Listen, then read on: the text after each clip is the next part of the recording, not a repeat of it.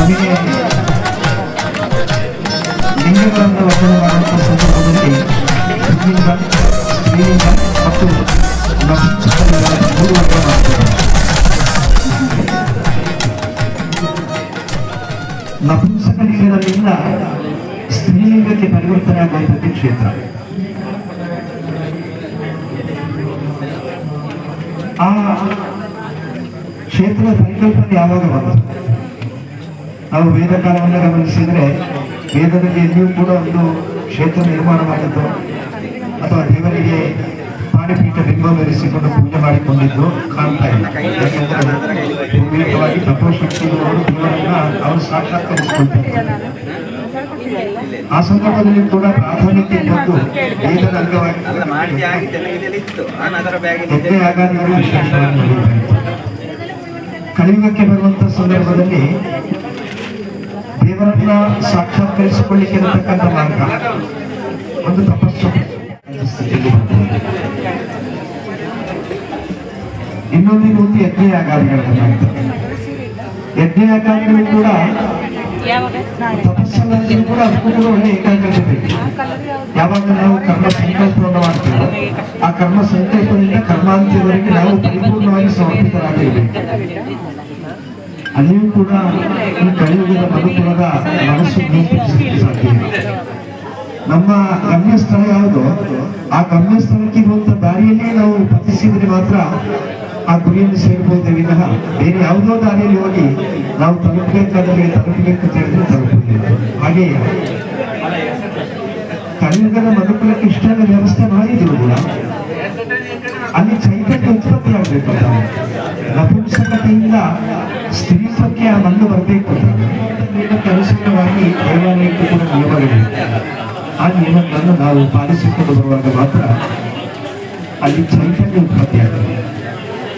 ಶಿಲ್ಪಶಾಸ್ತ್ರ ತಿರುಗುರು ಶಾಸ್ತ್ರ ಬೋಧಿಸ್ತದೆ. ಶೈಲಾಗಿರಿ, ಅದ್ರಿತತೆ, ಪರ್ವತೆ, ವನೆ, ಉಪವನೆ, ನಗರೆ, ಪಟ್ಟಣೆ ವಿವರಿಸಿದ್ದಾರೆ. ಇಲ್ಲಿ ಗೋನಿವಾಸನ ವಿಪ್ರೋಚ್ಚಿಷ್ಟಂತೆ ಗಪ್ಯಂತ ಇತಿಯತೆ ಸಪ್ತಶತ ಎಂಬ ವಚನದಂತೆ ಆ ಭೂಮಿಯನ್ನ ಅಗೆದು ನಂತರ ಅದಕ್ಕೆ ಬೇಕಾದಷ್ಟು ನೀರು ಹಾಕಿ ಅದರ ನಂತರ ಪೂರ್ಣ ಬೆಂಕಿ ಹಾಕಿ ನಂತರ ಬೇಕಾದಷ್ಟು ನೀರು ಹಾಕಿ ಮತ್ತೆ ಅಲ್ಲಿ ವಿಶೇಷವಾಗಿರತಕ್ಕಂಥ ಧಾನ್ಯಗಳನ್ನು ಬಿತ್ತಿ ಆ ಧಾನ್ಯಗಳು ಬೆಳೆದ ನಂತರ ಅಲ್ಲಿ ಗೋವುಗಳನ್ನು ಕಟ್ಟಿ ಆ ಗೋವುಗಳನ್ನು ಮೇಯಬೇಕು. ವಿಪ್ರೋಚಿಷ್ಟ ಈ ಧರ್ಮಶಾಸ್ತ್ರದ ಬಗ್ಗೆ ಪರಿಪೂರ್ಣವಾಗಿರತಕ್ಕಂಥ ಅಧ್ಯಯನ ಮಾಡಿರುವುದು ಮಾತ್ರ ಅಲ್ಲ, ಅದರ ಪೂರ್ಣವಾಗಿರತಕ್ಕಂಥ ಅನುಭವ ಇರುವುದು. ವಿ ಪ್ರಾಂತ್ಯದಲ್ಲಿ ಅದರ ಅರ್ಥ ವಿ ಅಂದರೆ ವಿದ್ವತ್, ಸ್ವಕಾಲ ಅಂದರೆ ಪ್ರಾಚ್ಯತೆ. ಹಾಗೆ ಧರ್ಮಶಾಸ್ತ್ರದ ಬಗ್ಗೆ ಪರಿಪೂರ್ಣ ಅರಿವುಳ್ಳಂತಹ ಶ್ರೇಷ್ಠ ವ್ಯಕ್ತಿಗಳ ಹೆಂಜಲು ಬೀಳಬೇಕಿದೆ ಮಣ್ಣಿನಲ್ಲಿ. ವಿಪ್ರೋಚ್ಚಿಷ್ಟಂತ ಗವ್ಯ ಅಂತ ನಂತರ ಪಂಚಗವ್ಯ ಶುದ್ಧಿ ಮಾಡಿ ಅಲ್ಲಿ ನಾವು ಕ್ಷೇತ್ರ ನಿರ್ಮಾಣಕ್ಕೆ ಶಿಲಾನ್ಯಾಸವನ್ನು ಮಾಡಬೇಕು ಅಂತ ಶಾಸ್ತ್ರ ಬೋಧಿಸಿ. ಎಲ್ಲಿ ಶಿಲಾನ್ಯಾಸ ಮಾಡಬೇಕು? ನಾವು ಅಗಿಯುವಾಗಲೇ ನೀರು ಸಿಗುವಲ್ಲಿವರೆಗೆ ಅಗಿಬೇಕು. ನಮ್ಮ ಗ್ರಾಮೀಣ ಭಾಷೆಯಲ್ಲಿ ನಾವು ಹೇಳುವ ಕ್ರಮ ಇದೆ. ಇವತ್ತು ಕೆಸರಿಗೆ ಕಲ್ಲವಾದ ನಂತರ ನಪುಂಸಕಶಿಲೆ ಪ್ರತಿಷ್ಠೆ ಆಗುವಲ್ಲಿವರೆಗೆ ಷಡಾಧಾರ ಪ್ರತಿಷ್ಠೆ ಅಂತ ಹೇಳುವಂಥ ವಿಧಿ ಇದೆ. ನಪುಂಸಕ ಶಿಲೆಗೆ ಸ್ಪರ್ಶಿಸಬೇಕು. ನಪುಂಸಕ ಶಿಲೆಯಲ್ಲಿ ನವರಂಧ್ರಗಳಿವೆ. ನಪುಂಸಕ ಶಿಲೆ ಅಂದ್ರೆ ನಪುಂಸಕತ್ತಿರುವಂತ ಒಂದು ಶಿಲೆ. ಅದರಲ್ಲಿರುವಂತಹ ನವರಂಧ್ರಗಳೇನೆಂದ್ರೆ ಅದನ್ನು ಯೋನಿ ಅಂತ ಕಲ್ಪನೆ ಮಾಡಿದೆ. ಅಲ್ಲಿಂದ ಸ್ತ್ರೀತ್ವದ ಉತ್ಪತ್ತಿ ಆಗ್ತದೆ. ಶಾಸ್ತ್ರ ಉತ್ಪತ್ತಿ ಮೂಲೇನ ಪೀಠಂ ಪ್ರಕೃತಿ ಸ್ವರೂಪಂ ಬೀಜೇನ ಬಿಂಬಂ ಪುರುಷಾತ್ಮಕಂ ಜಾಂತೇಳಿದೆ. ಒಳಗೊಂದು ಪಾಣಿಪೀಠ ಇದೆ, ಒಂದು ಬಿಂಬ ಇದೆ. ಆಚಾರ್ಯರೆಲ್ಲ ಕರ್ಮ ಮಾಡಿ ಆ ಪಾಣಿಪೀಠದಲ್ಲಿ ಬಿಂಬವನ್ನು ಪ್ರತಿಷ್ಠೆ ಮಾಡ್ತಾರೆ. ಅದರ ನಂತರ ಅದಕ್ಕೆ ಅಷ್ಟಬಂಧ ಲೇಪನೆಯನ್ನು ಮಾಡ್ತಾರೆ. ನಾವು ಕೇಳುವಾಗ ಯಾಕೆ ಅಂತ ಹೇಳಿದ್ರೆ ಒಳಗೆ ನೀರು ಹೋಗದಿರ್ಲಿಕ್ಕೋಸ್ಕರವಾಗಿ ಅಷ್ಟಬಂಧ ಲೇಪನೆ ಮಾಡುವುದು ಅಂತ ಹೇಳುವುದು. ಶಾಸ್ತ್ರ ಹೇಳುವುದು ಅದಲ್ಲ, ಇಷ್ಟಾಷ್ಟಬಂಧ ಅಂತ. ಅಂದ್ರೆ ಪ್ರಕೃತಿ ಮತ್ತು ಪುರುಷರ ಸಂಯೋಗ ಸುದೃಢವಾಗಲಿಕ್ಕೋಸ್ಕರವಾಗಿ ಆ ವಿಶೇಷವಾಗಿರುವಂತಹ ದ್ರವ್ಯವನ್ನು ಒಳಗೊಂಡಿರುವಂತಹ ಅಷ್ಟಬಂಧವನ್ನು ಲೇಪನೆ ಮಾಡುವುದು. ಆ ಲೇಪನೆ ಮಾಡಿದ ನಂತರ ಅಲ್ಲಿ ಉತ್ಪತ್ತಿ ಆಗ್ತದೆ. ಆ ಉತ್ಪತ್ತಿ ಕೂಡ ಬರಬೇಕಾದ ದಾರಿ ಯಾವುದು? ಗರ್ಭಗೃಹದ ಬಾಗಿಲಿನಲ್ಲಿ ಅದು ಹೊರಗೆ ಬಂದರೆ ಒಂದು ವೇಳೆ ಎದುರು ಕೈ ಮುಗಿಯುವಂಥ ಭಕ್ತ ಭಸ್ಮೀಭೂತನ, ಅದು ತೇಜಸ್ಸು, ತುಂಬ ಶಾಖ ಇರುವಂಥದ್ದು. ಅದಕ್ಕೋಸ್ಕರವಾಗಿ ದೇವಾಲಯದಲ್ಲಿ ಸ್ತೂಪಿಕಾ ಪ್ರತಿಷ್ಠೆಯನ್ನು ಮಾಡ್ತಾರೆ, ಅನುಗ್ರಹ ಬರ್ತದೆ. ಆಗಿರೋ ಕಾರಣ ನಾವು ಯಾವುದ್ಯಾವುದೋ ಸಂದಿಗ್ಧತೆಯಲ್ಲಿರುವವರು, ಗೊಂದಲದಲ್ಲಿರುವವರು ಒಮ್ಮೆ ಹೋಗಿ ಆ ದೇವಾಲಯದಲ್ಲಿ ಅನುಭವಿಸುವಾಗ ನಮಗೆ ಆಗುವ ಅನುಭವ ಹೇಗೆ, ಹಾಗೆ ನಮಗೆ ನಮ್ಮೆಲ್ಲ ಗೊಂದಲಗಳು ದೂರವಾದಂಥ ಅನುಭವ. ಅದು ಧನಾತ್ಮಕವಾಗಿರತಕ್ಕಂಥ ಚೈತನ್ಯ. ಅಂತಹ ಒಂದು ಚೈತನ್ಯ ಉತ್ಪತ್ತಿಗೆ ಪೂರಕವಾಗಿರತಕ್ಕಂಥ ಅನೇಕ ವಿಚಾರಗಳು ಶಾಸ್ತ್ರದಲ್ಲಿದೆ. ಅದೆಲ್ಲವನ್ನು ಕೂಡ ನಾವು ಅಧ್ಯಯನ ಮಾಡಬೇಕು. ಅಧ್ಯಯನ ಮಾಡಿ ನಾವು ಈ ಕ್ಷೇತ್ರವನ್ನು ಪಾಲಿಸಿಕೊಂಡು ಬಂದರೆ ಮಾತ್ರ ಅದು ಪೂರ್ಣತೆ ಬರ್ತದೆ. ಆ ಕ್ಷೇತ್ರ ಅಂತ ಹೇಳುವಂಥಲ್ಲಿಯೂ ಕೂಡ ನಮಗೆ ನಿಯಮಾವಳಿಗಳಿವೆ. ನಾವು ಇಲ್ಲಿ ಪ್ರತಿಷ್ಠೆ ಮಾಡುವಂಥ ಸಂದರ್ಭದಲ್ಲಿ ನಾವು ಕೆಲವತ್ತು ಹೇಳ್ಬೋದು, ನೀವು ಬರಬೇಕು ನಮ್ಮಲ್ಲಿ, ಆದರೆ ನಿಮ್ಮ ಜೊತೆ ಇರುವುದು ಯಾರು ಕೂಡ ಬರಬಾರ್ದು. ಉದಾಹರಣೆ ನಮ್ಮ ಪ್ರಧಾನಮಂತ್ರಿ ಹತ್ರ ಹೇಳ್ತೇವೆ ನಾವು, ನೀವು ನಮ್ಮಲ್ಲಿಗೆ ಬರಬೇಕು, ನಿಮ್ಮ ಜೊತೆಯಲ್ಲಿರುವವರು ಯಾರು ಕೂಡ ಬರಬಾರ್ದು. ಆದರೆ ಅದೊಂದು ನಿಯಮ ಇದೆ. ಆ ನಿಯಮ ಪ್ರಕಾರ ಪ್ರಧಾನಮಂತ್ರಿಗಳು ಬರುವಂಥ ಸಂದರ್ಭದಲ್ಲಿ ಯಾರೆಲ್ಲ ಬರಬೇಕು ಅವರೆಲ್ಲರೂ ಕೂಡ ಬರಬೇಕು. ಹಾಗೆ ಇಲ್ಲಿ ನಾವು ಗೋಪಾಲಕೃಷ್ಣ ದೇವರ ಹತ್ರ ನೀವು ಬರಬೇಕು, ಬಾಕಿ ಯಾರು ಬರಲಿಕ್ಕಿಲ್ಲ ಅಂತ ಹೇಳಿದರೆ ಆಗುವುದಿಲ್ಲ. ಗೋಪಾಲಕೃಷ್ಣ ದೇವರು ಬರುವ ಸಂದರ್ಭದಲ್ಲಿ ಅವ್ರ ಜೊತೆಯಲ್ಲಿರುವವರೆಲ್ಲರೂ ಕೂಡ ಅವರವರ ಜಾಗದಲ್ಲಿ ನಿಲ್ತಾರೆ. ಅವರಿಗೆ ನಿಕ್ಷಿಪ್ತವಾಗಿರತಕ್ಕಂಥ ಜಾಗ ಇದೆ. ನಾವು ಈ ದೇವಾಲಯವನ್ನು ಗಮನಿಸಿದರೆ ಅರ್ಥ ಆಗ್ತದೆ ಆ ಶಾಸ್ತ್ರಕ್ಕೆ ಎಷ್ಟು ಬಂಧ ಇದೆ. ಸಾಧಾರಣ ಯಾವ ದೇವಾಲಯದಲ್ಲಿ ನಾವು ಓದಿ ನೋಡಿದರೂ ಕೂಡ ಹೊರಗಿನ ಅಷ್ಟದಿಕ್ಪಾಲಕರೆಲ್ಲ ಆ ಗೋಪುರದ ಮೂಲೆಯಲ್ಲಿ ಇದೆ. ಆದರೆ ಇಲ್ಲಿ ಕಾಣುವಂಥ ಸಂದರ್ಭದಲ್ಲಿ ನಾವು ಎದುರು ಭಾಗದಲ್ಲಿ ನೋಡಿದ್ರೆ ಮೂಲೆಯಲ್ಲಿ ಇಲ್ಲ. ಯಾಕೆ ಮೂಲೆಯಲ್ಲಿ ಇಲ್ಲ ಅದನ್ನೇ ಗಮನಿಸಿದರೆ ದೇವಾಲಯದ ಗರ್ಭಗೃಹ ಅಲ್ಲಿರತಕ್ಕಂಥ ಈ ರೀತಿ ಎಲ್ಲ ಹೇಳ್ತೇವೆ. ಅಲ್ಲಿ ಏನು ಬ್ರಹ್ಮಕಲಶ ಅಂದರೆ? ಬ್ರಹ್ಮಕಲಶ ಅಂದರೆ ಒಂದೇ ಸುಲಭದಲ್ಲಿ ಹೇಳುವುದು ಹೇಗೆಂದರೆ, ಒಂದು ಚಾಪೆಯನ್ನ ಬಿಡಿಸುವುದು ಮತ್ತು ಮಡಿಸುವುದು ಹೇಗೋ ಅದೇ ಬ್ರಹ್ಮಕಲಶ. ನಾವು ಚಾಪೆಯನ್ನು ಬಿಡಿಸುವಾಗ ಅದು ಪೂರ್ಣ ಅಲಂಕೃತವಾಗಿರ್ತದೆ, ಅಂದರೆ ವಿಸ್ತಾರವಾಗಿರ್ತದೆ. ಮಡಚುವಂಥ ಸಂದರ್ಭದಲ್ಲಿ ಅದು ಯಾವ ಬೇರೆಗೂ ಕೂಡ ಬರಲಿಕ್ಕಿಲ್ಲ, ಎಲ್ಲಿಯಾದರೂ ಬದಿಯಲ್ಲಿ ಇರಬೇಕಂತೆ. ಅದೇ ರೀತಿ ಚೈತನ್ಯ ಅಂತ ಹೇಳಿದರೆ ದೇವರು ತಿಳಿದ್ರೆ ಏನು ಅಂತ ಕೇಳಿದರೆ, ಯಾವ ರೀತಿ ಗರ್ಭಿಣಿಯಾಗಿರ್ತಕ್ಕಂಥ ಮಾತೃನ ಗರ್ಭದಲ್ಲಿ ಅಂಡೋತ್ಪತ್ತಿ ಆಗ್ತದೆ ಚೈತನ್ಯಕ್ಕೆ ನವಮಾಸ ಪರ್ಯಂತ ಸಿಗುವಂಥ ಸಂಸ್ಕಾರಗಳು, ಆ ಸಂಸ್ಕಾರದಿಂದಾಗಿ ಅದಕ್ಕೆ ಪೂರ್ಣವಾಗಿರ್ತಕ್ಕಂಥ ಅಂಗ ಬರ್ತದೆ. ಆದ ಕಾರಣ ಗರ್ಭಿಣಿ ಪ್ರಸವಿಸುವಂಥ ಸಂದರ್ಭದಲ್ಲಿ ಆ ಅಂಡವನ್ನೆಲ್ಲ ಪ್ರಸವಿಸುವುದು ಸರಿಯಾಗಿರತಕ್ಕಂಥ ಅಂಗಾಂಗ ಇರುವಂಥ ಒಂದು ಆ ಮಾನುಷಿಕವಾಗಿರತಕ್ಕಂಥ ಶಿಶು ಜನಿಸ್ತಾನೆ. ಹಾಗೆ ದೇವರು ಅಂಡ ಸ್ವರೂಪದಲ್ಲಿ ಇರತಕ್ಕಂಥ ದೇವರಿಗೆ ಬೇಕಾಗಿರುವಂಥ ಎಲ್ಲ ಸಂಸ್ಕಾರವನ್ನು ನೀಡಿ ಸಾಂಗವಾಗಿ ನಾವು ಗಮನಿಸುವಂಥದ್ದು, ಸಾಂಗವಾಗಿ ನಾವು ಆರಾಧನೆ ಮಾಡಿಕೊಂಡು ಹೋಗುವಂಥದ್ದು. ಸೂಕ್ಷ್ಮ ಸ್ವರೂಪದಲ್ಲಿ ಇರತಕ್ಕಂಥ ದೈವಿಕವಾಗಿರತಕ್ಕಂಥ ಚೈತನ್ಯವನ್ನ ಸಾಕಾರ ಸ್ವರೂಪದಲ್ಲಿ ಆರಾಧನೆ ಮಾಡಿಕೊಂಡು ಬರಲಿಕ್ಕಿರತಕ್ಕಂಥ ವ್ಯವಸ್ಥೆಯೇ ಬ್ರಹ್ಮಕಲಶ. ಆಗ ಒಂದು ಕ್ಷೇತ್ರದಲ್ಲಿ ಬ್ರಹ್ಮಕಲಶ ಆದ ನಂತರ ಅರ್ಚಕಸ್ಯ ತಪೋಬಲಂ ಸಾನ್ನಿಧ್ಯ ಅಂತೇಳಿ ಅಲ್ಲಿ ನಿತ್ಯ ದೇವರಿಗೆ ಅರ್ಚನಾದಿಗಳು ಆಗಿಕೊಂಡು ಬರಬೇಕು. ಆಚಾರ್ಯ ತಪ ಸಾಮನಾಯ ಜಪ ನಿಯಮೇನಕ ಉತ್ಸವ ಅನ್ನದಾನೇನ ಕ್ಷೇತ್ರ ವೃದ್ಧಿಸ್ತುವಂತದ ಅಂತೇಳಿ ಒಂದು ದೈವಿಕವಾಗಿರ್ತಕ್ಕಂಥ ಚೈತನ್ಯ ವೃದ್ಧಿಯಾಗಬೇಕಂದ್ರೆ ಏನು? ಆಚಾರ್ಯರು ತಪಸ್ಸನ್ನು ಸಮರ್ಪಣೆ ಮಾಡಬೇಕು. ಬರುವಂಥ ಭಕ್ತಾದಿಗಳು ನಿರಂತರವಾಗಿ ದೇವರನ್ನು ಜಪಿಸ್ತಾ ಇದ್ದಾರೆ. ಅಲ್ಲಿ ನಾವು ಯಾವ ರೀತಿ ನಮ್ಮ ಶಾರೀರಿಕವಾಗಿರತಕ್ಕಂಥ ವ್ಯವಸ್ಥೆಯನ್ನು ಪಾಲನೆ ಮಾಡಿಕೊಂಡು ಬರ್ತೇವೆ, ಅಲ್ಲಿ ಕ್ರಮ ಇರ್ತದೆ. ಬೆಳಿಗ್ಗೆ ಇಷ್ಟೊತ್ತಿಗೆ ನಮಗೆ ಏನಾದರೂ ಆಹಾರ ತೆಗೆದುಕೊಡಬೇಕು, ಹಾಗೆ ತೆಗೆದುಕೊಂಡಿಲ್ಲ ನಂತರ ಮತ್ತೆ ಕೆಲವರಿಗೆ ಕೂಡಲೇ ಅನಾರೋಗ್ಯ ಬರ್ತದೆ. ಯಾಕಂದರೆ ಅದು ನಾವು ಶರೀರದಲ್ಲಿ ಪಾಲಿಸಿಕೊಂಡು ಬಂದಂಥ ನಿಯಮ.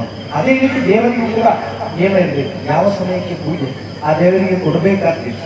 ಒಂದು ನಿಯಮವನ್ನು ನಾವು ಯೋಚನೆ ಮಾಡಿದರೆ ಅಷ್ಟೇ ಕೊಟ್ಟರೆ ಅದನ್ನು ಸರಿಯಾಗಿ ಸ್ವೀಕಾರ ಮಾಡ್ತಾರೆ. ಅಲ್ಲಂತಾದರೆ ಕೆಲವು ಸಲ ಹೆಚ್ಚಾಗ್ಬೋದು, ಕೆಲವು ಸಲ ಕಡಿಮೆ ಆಗ್ಬೋದು, ಹಾಗೆ ಆಗ್ಬೋದು. ನಿಯಮ ಏನಕ್ಕ ಉತ್ಸವ ಅಂದರೆ ಏನು? ಧಾರ್ಮಿಕವಾಗಿ ಅಥವಾ ವಿಧಿವಿಧಾನಗಳಿದ್ದರೂ ಕೂಡ ಉತ್ಸವ ಅಂದರೆ ನಾವು ಈ ರೀತಿ ಸೇರುವಂಥದ್ದು. ನಾವೆಲ್ಲರೂ ಮನುಷ್ಯರು ದೇವಾಲಯಕ್ಕೆ ಬರುವಂಥ ಸಂದರ್ಭದಲ್ಲಿ ಮಾಡಬೇಕು ಅಂತ ಶಾಸ್ತ್ರ ಬೋಧಿಸ್ತಾರೆ.